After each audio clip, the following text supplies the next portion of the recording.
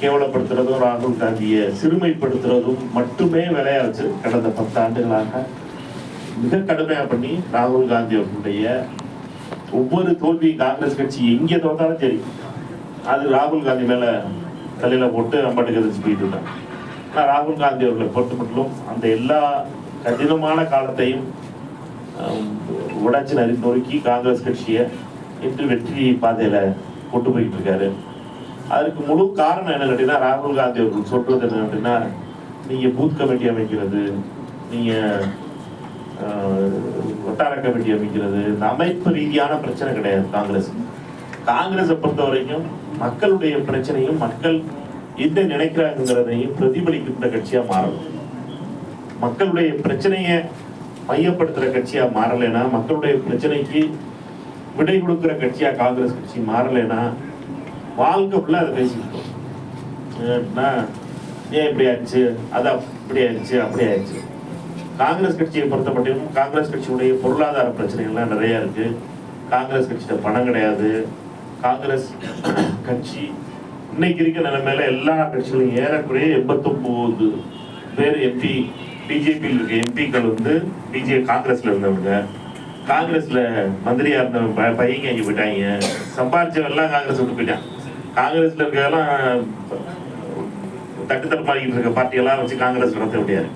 ஆனால் காங்கிரஸ் கட்சியை பொறுத்த மட்டும் மக்கள்கிட்ட ராகுல் காந்தியை பொறுத்த மட்டும் மதவாதத்துக்கு எதிரானவராகவும், ஏழை ஜாதி எதிர்ப்புக்கு ஜாதிகளை எதிர்க்கின்ற ஒரு தலைவராகவும், ஏழைகளுடைய பிரச்சனைகளுக்கு தீர்வு காண்ற தலைவராகவும், அதே நேரத்தில் சிறு தொழில்களுக்கு ஆதரவளிக்கிற தலைவராகவும் ராகுல் காந்தி உருவெடுத்திருக்கார். விவசாயிகளுடைய பிரச்சனைகளுக்கு அடையாளமான தலைவராகவும் உருவெடுத்திருக்கார். இதுவரைக்கும் ஏன் காங்கிரஸ்ல ஒருத்தர் இருக்கணும், ஏன் காங்கிரஸ்ல இருக்கணும் கேள்வி கேட்டீங்கன்னா, ஒரு 3-5 வருஷத்துக்கு முன்னாடியோ அல்லது 8 வருஷத்துக்கு முன்னாடியோ காங்கிரஸ்காரன் பதில் என்ன இருக்குன்னு கேட்டீங்கன்னா 3 பதில் தான் இருக்கும்.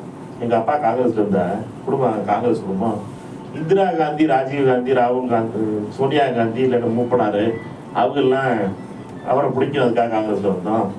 இல்லாட்டினா என்னை பொறுத்த வரைக்கும் அவர் கூட்டு வந்தாரு, இல்லை இவர் கூட்டு வந்தாரு, இந்த சீட்டு கொடுத்தாங்க 2000 ஏதாச்சும் அவருக்கு உள்ளாட்சி தேர்தல், அதுக்காக காங்கிரஸ்ல இருக்கு. 3 கணக்கு தான் காங்கிரஸ்ல தோராயமா எல்லாரும் சொல்றது. ஆனா இன்றைக்கு காங்கிரஸ் கட்சி ஏன் காங்கிரஸ்ல இருக்கணும்ன்றதுக்கு ராகுல் காந்தி புது தத்துவத்தை கொடுத்துட்டாரு.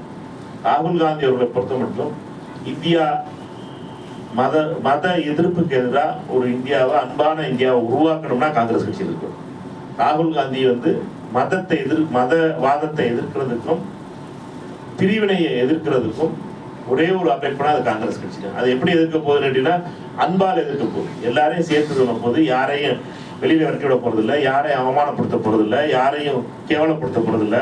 ராகுல் காந்தி உங்களுக்கு ஒரு வீடியோலாம் நீங்க பார்த்துருப்பீங்க. ராகுல் காந்தி நடைப்பயணத்துல போகும்போது பிஜேபி காரங்கெல்லாம் மேல இருந்து மோடின்னு கத்துவாங்க. ராகுல் காந்தி அவங்களுக்கு கை காட்டிட்டு போவார். ஏன்னு கேட்டீங்கன்னா அவங்களுக்கு ஃபிளைங் கிஸ் கொடுத்து போவார்.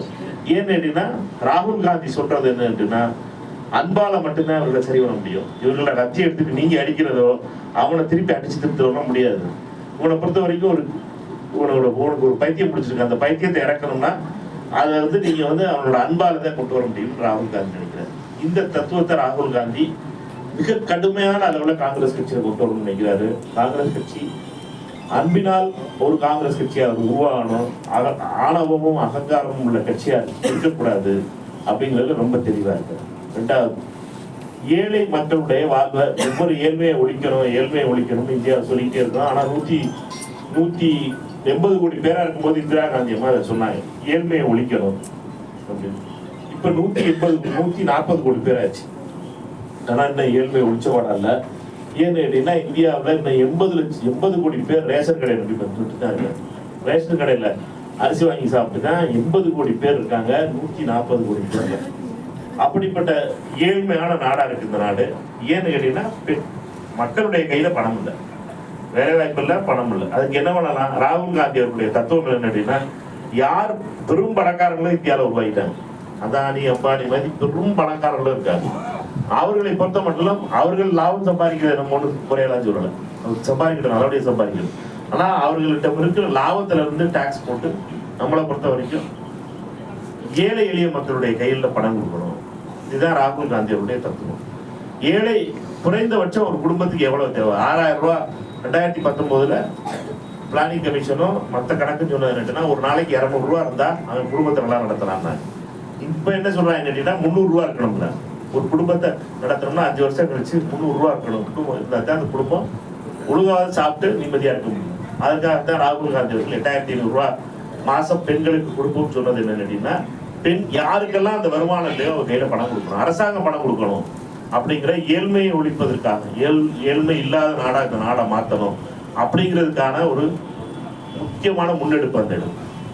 இது ஒரு மிக முக்கியமான இது என்னன்னா, இது கொள்கை அடிப்படையில் காங்கிரஸ் கட்சி முதல்ல, அதாவது மக்களுடைய கையில, அதுவும் குறிப்பாக பெண்களுடைய கையில பணம் கொடுக்கணும் அப்படிங்கிறத காங்கிரஸ் கட்சி முன்னெடுக்கிறதுங்கிறது ராகுல் காந்தி அவர்களுடைய இந்த யாத்திராக்களுக்கு அப்புறமும் கர்நாடகா தெலுங்கானா அரசுகள் செஞ்சு காட்டிட்டு இருக்கு. 2 அரசுகளுமே பணம் கொடுத்துட்டு இருக்கு. 1000 ரூபாய் தமிழ்நாட்டில் கொடுக்குறோம், அண்ணன் ஸ்டாலின் அவர்களுடைய ஆட்சியில் கொடுத்தாங்கன்னா கர்நாடகாவில் 2000 ரூபாய் கொடுக்குறோம், தெலுங்கானாவில் 2500 ரூபாய் கொடுக்குறோம். ஏன்னா இந்த அரசுகள் மக்களிடம், ஏழை மக்களிடம் பணம் கொடுக்கணும். மாச செலவு தாய்மார்கள் யாரையும் நம்பி இருக்க கூடாது, ஏழை மக்கள் கையில பணம் கொடுக்கணும் அப்படிங்கிறது தத்துவத்தினுடைய அடிப்படை. 3வது, விவசாயத்தை பொறுத்த வரைக்கும் காப்பாத்தியாகணும். விவசாயங்கிறது அழிஞ்சுக்கிட்டு இருக்கு. விவசாயத்தை காப்பாத்தணும்னா ஒரு விவசாயி எவ்வளவு விவசாயம் பண்றது ஏன் அழிஞ்சுக்கிட்டு இருக்கு? விவசாயம் பண்ற செலவுக்கும் லாபத்துக்கும் கணக்கு இல்லாம போயிட்டு இருக்கு. லாபம் இல்லாத தொழிலா விவசாயம் ஆயிட்டு இருக்கு. இதுக்கு எந்த ஒரு தொழில் செஞ்சாலும் சரி, அந்த தொழில் செய்யற மொத்த செலவோட சேர்த்து ஒரு 50% லாபம் வரும்.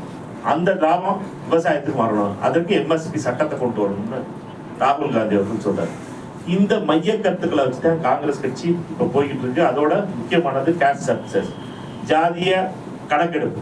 ஜாதிய கணக்கெடுப்பை பொறுத்த வரைக்கும் ரொம்ப முக்கியமா நம்ம புரிஞ்சுக்க வேண்டியது என்னன்னா, ஏன் ஜாதிய கணக்கெடுப்பு காங்கிரஸ் கட்சி கேட்குது? இப்ப தமிழ்நாட்டுல 67% ஒதுக்கீடு இருக்கு. OBC, SC, ST மற்றும் சிறுபான்மை மக்களுக்கான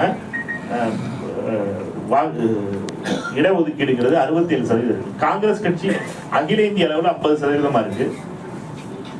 50% இருந்து காங்கிரஸ் கட்சி என்ன சொல்லுதுன்னு 75% அதை கூட்டணும். ராகுல் காந்தி அவர்கள் பிரதமரான 75% கூட்டணும். எதுக்கு ஜாதிய கணக்கெடுப்பு வேணும்னு சொல்றோம்? ஏன்னா குறிப்பிட்ட ஜாதிகள்ல மட்டும், நீங்க நம்ம சொந்தங்கள்ல நீங்க பார்க்கலாம், குறிப்பிட்ட ஜாதியில மட்டும், குறிப்பிட்ட குடும்பங்கள் மட்டும் அரசு வேலை வாய்ப்பு அவங்களுக்கு கிடைச்சிட்டே இருக்கும். அப்பா வாத்தியாரா இருந்தாருன்னா பையனுக்கு வாத்தியார் வேலை வாங்கி கொடுத்துருவாரு. அப்பா கவர்மெண்ட் வேலை இருந்தாருன்னா பையனுக்கு எப்படியாவது வேலை வாங்கி கொடுத்துருவாரு. இந்த மற்ற சொந்தக்காரனுக்கு கிடைக்காது. அதே ஜாதியில இருக்கிறவங்களுக்கு யாருக்கும் கிடையாது. இந்த கணக்கெடுப்பு அரசாங்கத்துல கிடையாது. அரசாங்கத்தை பொறுத்த வரைக்கும் யாருக்கு சென்சஸ் எடுக்கும்போது ஜாதியை கணக்கிடணும், அவனுக்கு அரசு வேலை இருக்காங்கிற கணக்கு இல்லாதனால குறிப்பிட்ட ஒரு குடும்பங்கள் மட்டும் தொடர்ந்து 3 தலைமுறையா ரிசர்வேஷன்னால, இடஒதுக்கீடுனால அரசு வேலை கிடைச்சிட்டு இருக்கு.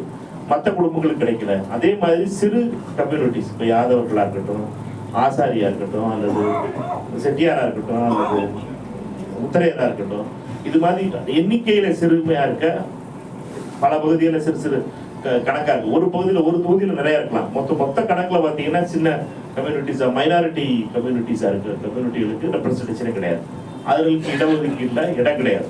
அவர்களுக்கு எப்படி கொடுக்க போறோம்? இது எல்லாத்தையும் மாற்றி அமைக்கணும்னா திருப்பி ரிசர்வேஷனை இடஒதுக்கீடை யோசிக்க முடியாது. அதற்கு முதல்ல அரசாங்கத்துக்கு என்ன தேவைப்படுதுன்னா, எத்தனை ஜாதி இருக்கு, என்ன ஜாதியில யார் என்ன வேலையில இருக்கான், எவ்வளவு பொருளாதார பிரச்சனையில, பொருளாதார ரீதியில உங்களுக்கு என்ன வீடு இருக்கா, வாசல் இருக்கா, வண்டி இருக்கா, வாகனம் இருக்கா, அரசு வேலை கிடைச்சிருக்காங்க கணக்கு. இதற்காகத்தான் ராகுல் காந்தி அவர்கள் காஸ்ட் சென்சஸ் கேட்கிறார், ஜாதிவாரி கணக்கெடுப்பு. இந்த விஷயங்களை வச்சுதான் ராகுல் காந்தி தேர்தலுக்கு போனது. ராகுல் காந்தி சொன்னது, இந்த அரசாங்கம், மோடி அரசாங்கம் அதானிக்கு அம்பானிக்கு மட்டும் அரசாங்கமா இருக்கு. எல்லா செல்வங்களையும், இந்தியாவுடைய செல்வங்கள் எல்லாத்தையும் அதானிட்டே அம்பானிட்டே கொடுத்துட்டு, அதானி அம்பானி கொடுக்குற கிட்டத்தட்ட ஒரு 10,000 கோடி ரூபாய் வச்சு தேர்தல் நடத்துறாங்க. அவர்களை பொறுத்த மட்டும் இல்ல, அதானி அம்பானிக்கு தான் எல்லாத்தையும் கொடுக்குறாங்க. சிறு தொழில்கள் மதுரையில் பண்றவங்களோ, சிவகாசியில பண்றவங்களுக்கோ, விருதுநகர்ல பண்றவங்களுக்கோ, ராஜபாளையத்தில் இருக்க தொழிலதிபர்களுக்கோ எந்த ஒரு சலுகைகளையும் இந்த அரசு கொடுப்பதில்லை. அப்படிங்கிறது தான் ராகுல் காந்தியுடைய ஒரு கேம்பெயின் ஸ்ட்ராட்டஜியா இருந்துச்சு. இது மிகப்பெரிய வெற்றியை பெற்றது. நம்ம புரிஞ்சுக்கிற வேண்டியது என்னன்னா, காங்கிரஸ் கட்சி புதிய பாதைக்கு போயிட்டு, ராகுல் காந்தி அவர்கள் புதிய பாதைக்கு காங்கிரஸை கொண்டு போயிட்டு இருக்காரு. நான் சொன்ன இந்த 4-5 விஷயங்களை உள்வாங்கிக்கிறணும். தொடர்ந்து நான் சிவகுருநாதன்ட்டையும் சரி, நம்ம பாண்டியன்ட்டையும் சரி, எல்லார்ட்டையும் சொல்லிக்கிட்டு இருக்கிறது என்னன்னா, காங்கிரஸ் கட்சியில தயவு செய்து நீங்க எல்லாரும் சிறு குழுக்களா உட்கார்ந்து பேசும்போது இந்த விஷயங்களை பத்தியும் பேசுங்க. காங்கிரஸ் கட்சியில என்ன பெரிய பஞ்சாயத்தா இருக்கு அப்படின்னா, இந்த உள்ளாட்சி தேர்தலில் சீட்டு கொடுக்க மாட்டாங்க, உள்ளாட்சி தேர்தலில் சீட்டு 4 சீட்டு கொடுக்குறாங்க. தேர்தல் முறை மாறிடுச்சு. 1996, 1984, 1900 அடிக்கடி பேசிக்கல காங்கிரஸ்ல, 84, 89, 27 அதெல்லாம் மாறி போச்சு. தயவு செய்து 2006க்கு மேல அரசியல் மாறிடுச்சு. இப்ப பணம் தேவை. பணம் இல்லைன்னா ஆட்டத்துல சேர்த்துக்க மாட்டாங்க. வெளியில் நின்றான்டா, நீங்க வந்து காங்கிரஸ் சீட் இல்லையா, பணம் இல்லைன்னா வெளியில போயிருப்பாங்க. பணம் இல்லை, பணம் இல்லைன்னா பணம் இல்லைன்னா வெளியில போயிருக்கு.